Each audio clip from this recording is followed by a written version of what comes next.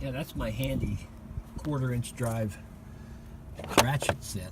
I highly recommend buying one of these sets if you haven't got one. They're very, very useful for lots of reasons, but that's not the reason we're here. We're here to change this battery to this new one down here. Now, I don't want to lose the codes. I don't want to lose all my presets and everything on in the computer and everything. So I've taken a wire and ran it down to this little 12-volt battery down here. Hooked them up.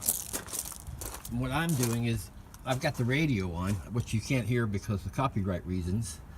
But as long as the radio stays on, I'm going to save the codes. The only tricky part, this one moves out of the way pretty easy.